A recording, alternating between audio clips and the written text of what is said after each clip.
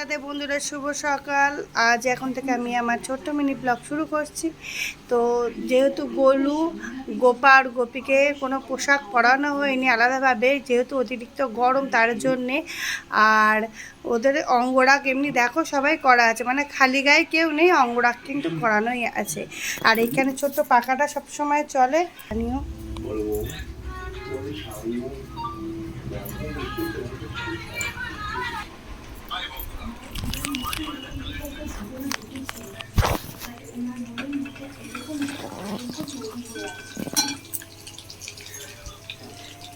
আজ দুপুরে খাবো আমরা, মানে আমি আর আমার বর খাবো পান্তা ভাত। তার জন্য এই তেলাপিয়া মাছগুলো একটু কড়া কড়া করে ভেজে নেব, আর বাবা আর মেয়ের জন্য আলাদা করে ভাত রান্না হবে। আর এইগুলো দেখছো, এইগুলোর দিকে তাকিও না, কারণ এইগুলো অনেক, মানে আমি এই বাড়িতে আসার আগে থেকে যেহেতু আমার বর রান্না করতো, তখন এইগুলোর এই অবস্থা। আমি অনেকবার বলেছি এগুলো সরিয়ে দাও, কারণ আমি রান্নাঘরটা না আগে এত এরকম ছিল না। আগে চারিদিকে মানে অন্যরকম পরিস্থিতি ছিল। আমি আমার মতো করে অনেকটা গুছিয়েছি, কালকেও গুছিয়েছি, যার জন্য এত পরিষ্কার পরিচ্ছন্ন দেখছো। এইদিকেও যতটা পারি সব এগুলো গুছিয়েছি। দেখো এগুলো পরিষ্কার পরিচ্ছন্ন করা আছে। এইগুলোতে আমি মশলা রাখি, আর এইগুলোতে এক্সট্রা যে বাসন আছে, বেশিরভাগ বাসন আমি সব তুলে রেখেছি আলাদাভাবে। আর এখানে এক্সট্রা বাসনগুলো আছে মাজা, যেগুলো দৈনন্দিন লাগে, সেগুলো রেখে আমি কাপড় চাপা দিয়ে রেখেছি। আর এইখানে দেখো বাসন মেজে মেজে আমি এখানেই রাখি। মানে এইগুলোকে আমার ইচ্ছা আছে এগুলোকে পুরোটা তুলে দিয়ে আলাদা স্টিকার এনে এখানে লাগাবো। এখন কবে হয় আমি জানি না, কারণ সব আমি একা করতে পারি না, এখানে হাত দিলে কাজ আছে এখন, তার জন্যে। আর সমস্ত কিছু একা করে করে ও একদম অভ্যাস হয়ে গেছে খারাপ। কবে এগুলো পরিষ্কার করবো? কবে? ওই তোমাকে যে কবে থেকে বলছি রান্না করার টিনগুলো, এইগুলো কবে করবা? ওটা আমি করেছি, ওটা নোংরা চিট হয়ে রয়েছে। কবে করবা?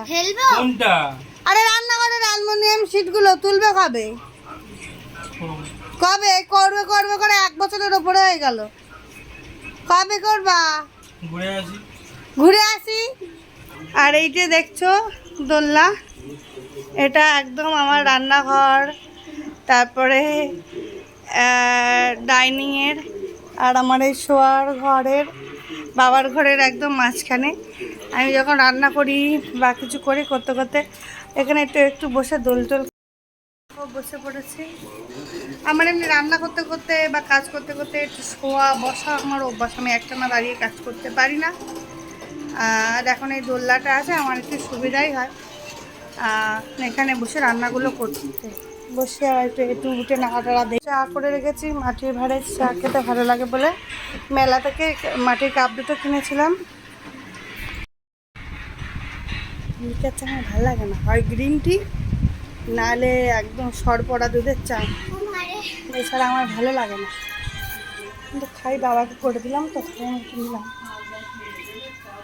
চা আমি খুব একটা খাই না, একদম খুব কম চা খাই। রান্নাবান্না আমার এইদিকে মোটামুটি কমপ্লিট। আজকেও আছে, মানে আজকে আছে তেলাপিয়ার ঝাল করেছি। আর এখানে একটু পান্তা ভাতগুলো আছে, যেগুলো আমি আমার বড়াসকে দুপুরে খাবো। মাইক্রো ওভেনটা ভীষণ ময়লা পড়েছিল, এটা কাল কলিং দিয়ে আমাদের যতটা পরিষ্কার হয় করেছে, কারণ আমার বর এসব দিকে একদমই হাত দিতে চায় না। মানে আমি আসার পরে তো আরও নাই, ফেলে রেখেছে, ও জানে ঠিক আমি করব। ওই জন্যই আমি রান্নার জায়গাটা ইচ্ছে করে ওরম করে রেখেছি। আর ফ্রিজটাকে দেখছো তো, ফ্রিজটার খুব বাজে কন্ডিশন হয়েছিল, ধুলো পড়ে। আর আমাদের বাড়িতে তুমি যত যাই পরিষ্কার করো না কেন, মোটামুটি 1 ঘন্টা 1.5 ঘন্টার মধ্যে ধুলো হয়ে যায়। তা ফ্রিজটাকেও কালকে আমি কলিং দিয়ে আমার গায়ে যত শক্তি আছে সেটা দিয়ে পরিষ্কার করেছি, চেষ্টা করেছি পরিষ্কার করার। এখন এই অবস্থা আছে রান্নাঘরটার। আর এখানে কিছু সকালের বাসন পড়েছে, যেহেতু সকালে আমি বলেছিলাম আমি কিছু করতে পারবো না, তার জন্য ও এনেছিল আজ বাইরে থেকে পেটাই পরোটা, তাই আমরা খেয়েছি। দেখো বাসন পড়েছে, এগুলো এক্ষুনি মাজবো আমি। আমাদের ছাদটা একটু দেখে আসি। এই জায়গাটা দেখছো, মিষ্টু সারাদিন আমাদের ঘরে থাকে, রাতে ওকে ঘরে রাখা হয় না, কারণ ও খাটে তলায় পটি করে রাখে, তার জন্যে রাতে ওইখানে শোয়ে। এইখানে আমাদের চুনিয়া মুনিয়া ছিল, মুনিয়া যেহেতু মারা গিয়েছে, এখন চুনিয়া আছে। আর ওইখানে সব জুতো টুতো আর এটা দেখানোর কারণ হচ্ছে ওইখানে দেখছো জল জল মতো, ওইটা কিন্তু দুষ্টু টয়লেট করে রেখেছে, ওটা আমি আবার পরিষ্কার করব। আর এই দেখো ছাদে চলে আসলাম, ছাদে প্রচুর রোদ। এইটা মা তুলসী মা তুলসীকে এখানে রেখেছি আমি। এখানে দেখো আমার গাছ, এই যে বেদানা গাছটাকে দেখছো হয়েছে, এটা দক্ষিণেশ্বরে গেছিলাম আমরা প্রায় 1 বছর, মানে এর মধ্যে তো গেছিলাম, তাছাড়া 1 বছর মতো আগে যখন গেছিলাম ওখান থেকে প্রসাদ দিয়েছিল, প্রসাদ খাওয়ার পরে বেদানা প্রসাদ দিয়েছিল, ফেলে মানে খাওয়ার পর দানা ফেলেছিলাম, সেই গাছ হয়েছে। এইখানে দেখো টমেটো গাছ আছে, আর নিম গাছ আছে, আর এই দেখো চন্দন, লাল চন্দন গাছ আছে। এই চন্দন গাছ টাছগুলো আমার হচ্ছে শখের গাছ, বুঝলে। এটা হচ্ছে আমাদের পাশের একটা ছাদ। আর এখানে অনেক রকম গাছই তোমরা পাবে। দেখো বেগুন গাছ হয়েছে, বেগুন হয়েছে, ছোট ছোট বেগুন হয়ে আছে, বেগুন। এখানে ফুল আছে, ফুল গাছ, আখ গাছ, কলা গাছ, মোটামুটি আমার ছাদ বাগানে আছে অনেক গাছ, আরও অনেক গাছ আছে মারা গিয়েছে। এটা হচ্ছে কদম গাছ, আর এই বেল গাছ আছে একসাথে ওটা।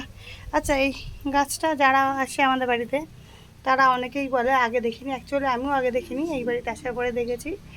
এটা হচ্ছে স্নেক ট্রি বলেছিল, যে স্নেক ট্রি থাকলে নাকি বাড়িতে সাপ আসে না, জানি না কতটা কি।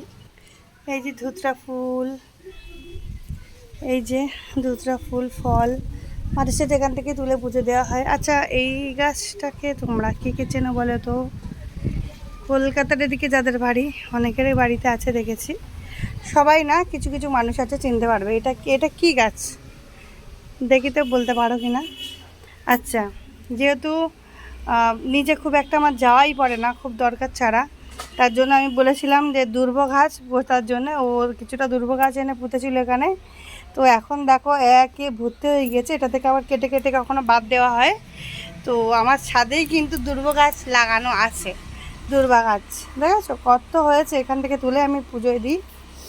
আর এইটা হচ্ছে 25শে ডিসেম্বরে আনা ক্রিসমাস ট্রি বলে এইটা, যেহেতু আমাদের বাড়িতে 25শে ডিসেম্বর হয়। তো তুলসী গাছ আর তার পাশে ক্রিসমাস ট্রি, আর এটাও স্নেক ট্রির একটা জাত। এখানে আবার কবে দানা আমি ফেলেছিলাম, হয়তো গাছ হয়েছে, করিও হয়েছে। এখানে একটা মা তুলসী আছে। এই গাছটা দেখছো, এটা কিন্তু বসিরহাট থেকে আনা গাছ, শিউলি ফুল গাছ, এটা বসিরহাট থেকে আনা। এই ধুতরা ফুল গাছগুলোও বসিরহাট থেকে আনা, এই যে ধুতরা ফুল গাছগুলো কিন্তু বসিরহাট থেকে আনা, তারপরে আরও বেড়েছে। যাই হোক, আর এই যে দেখছো পেয়ারা, এগুলো কখন কখন আমরা খেয়ে ফেলেছি, তার থেকে গাছ হয়ে গিয়েছে। এই যে পুঁই শাক গাছ, প্রচুর পুঁই শাক হয়েছিল, মানে মিটুলি হয়েছিল, সব খাওয়া হয়নি। মা ছিল তখন, কিছুটা পেরে রান্না করেছিল, আর কিছুটা ছিল। আর গাছটা মারাও গিয়েছে, মারা যায়নি, মানে বয়স হয়ে গিয়েছে কেমন মতো। আর এই দেখো নতুন করে আবার তলা দিয়ে গজাচ্ছে। এইটা বাবার ঘরে আগে ছিল, এটা এখন বাইরে বের করে দেওয়া হয়েছে। এই দেখো ফুল হয়েছে, দেখতে পাচ্ছ, সাদা কণ্ঠ হয়ে আছে কত। বাগান গাছ দেখতে পাচ্ছ কত বড় হয়েছে, এখনো একটাও ফল পাইনি, শুধু বড়ই হয়ে যাচ্ছে, ফল এখনো আমরা পাইনি, জানি না কবে পাবো। আচ্ছা আমাদের বাড়ির ওপরে দেখো, এইটা হচ্ছে বাদাম গাছ, যে বাদাম ছোটোবেলায় আমরা এদের তলা থেকে কুড়িয়ে আনতাম, সেই বাদাম গাছও আছে আমাদের এখানে। এইটা হচ্ছে কদম গাছ, আর লঙ্কা গাছগুলো দেখছো, ওইটা মারা গিয়েছে, ওটা প্রচুর লঙ্কা দিয়েছে মারা যাওয়ার আগে। আর এখন দেখো এই লঙ্কাগুলো থেকে প্রচুর লঙ্কা তোলা হয়েছে আমাদের, তোমাদের দেখাচ্ছি কোনগুলো তোলা হয়েছে। পাতা গাছ, কিছুদিন আগে গাছ ভর্তি ফুল হয়েছিল, এখন দেখো ফল হয়েছে। কারি পাতা গাছে নিচে জায়গা নেই তো কি হয়েছে, ছাদে মোটামুটি একটা বাগান করে ফেলেছে। এটা কি গাছ বলো তো? এটা কি গাছ? তোমরা অনেকে দেখে বলবে এটা ধনিয়া পাতা গাছ, অ্যাকচুয়ালি কিন্তু তা না, এটা হচ্ছে রাঁধুনি গাছ। কথা অনেকের মনে হতে পারে যে আমার তো ঘরের ওপরে অ্যাডবেস্টার, তো এটা কি করে ছাদ হয়? কারণ আমাদের ঘরটা হচ্ছে ওপরে, নিচে দোকান আছে, আমাদের ঘরের নিচে দোকান আছে, সোনার দোকান, চায়ের দোকান টোকান এরকম আছে, তার ওপরে হচ্ছে আমাদের দোকান।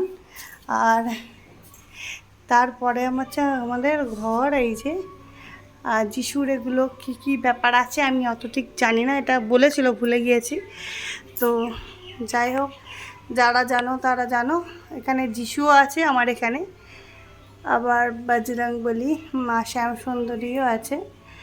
আর আমি আমার মতো করে এ করি, ঢুকেই যেহেতু টয়লেট আছে তার জন্য আমি পাশে কিন্তু এইভাবে রেখেছি, যাতে ঢুকেই লোকের টয়লেটের দরজার দিকে না, আমার এই দিকটা লোকের নজরে আসে। তো কেমন লাগলো ছোটো মিনি ব্লগ জানিও।